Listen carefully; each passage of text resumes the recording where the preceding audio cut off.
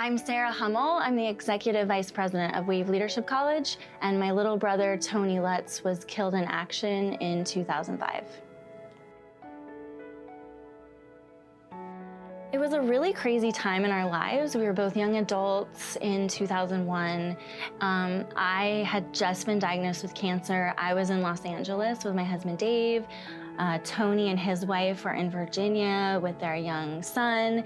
Tony hadn't really decided on what he wanted to do with his life. And then September 11th happened, and the Twin Towers were hit, and we were under a terrorist attack.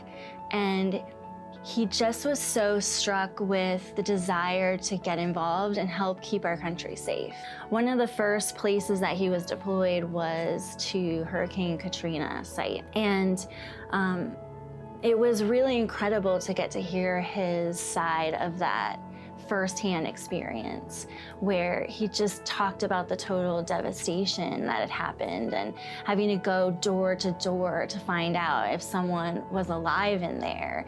And he really felt so strongly about being there on the ground, helping to bring people back together, finding their families, finding their personal belongings, helping people just piece back together their lives in some way.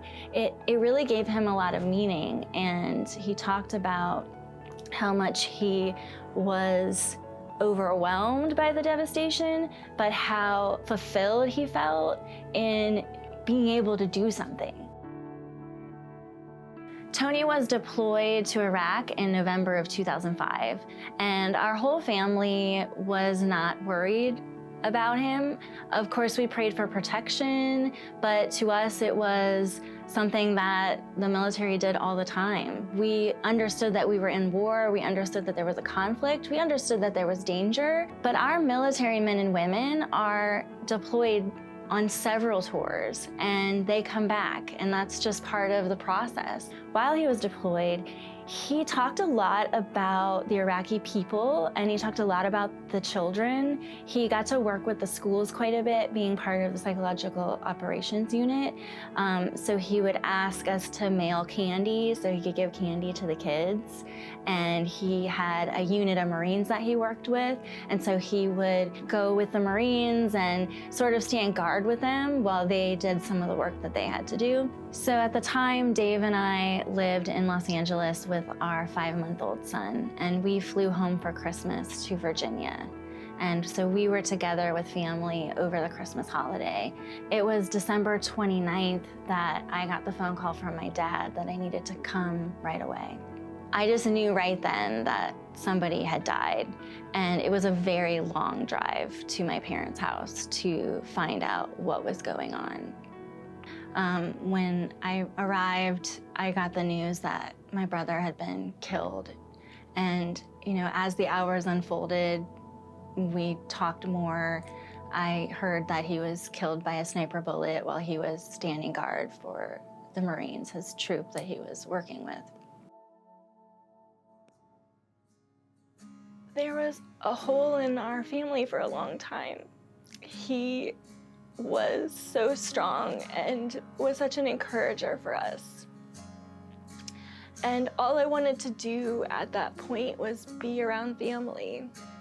And it really was a loss that shook me to my core. The next few days were such a blur. Tony was so just impactful in so many people's lives that it was a massive loss to a lot of people. I just walked around with a pit in my stomach. It was this loss that I had never known before. A lot of people lose someone in their life. There are a lot of people that die for various reasons, accidents, sickness. But there's something about losing your life because you sacrificed for your country by taking up the oath to serve and protect. For Gold Star families, it's really important that Americans remember that that sacrifice was made, because those people laid down their life in order to allow the rest of us to be free. And so it's really meaningful for a Gold Star family member, a sister, a wife, a parent, to know that that sacrifice wasn't in vain. Obviously it wasn't, but that people remember and that people know and they honor the fact that they gave that sacrifice, that they literally laid down their life for their country to be free.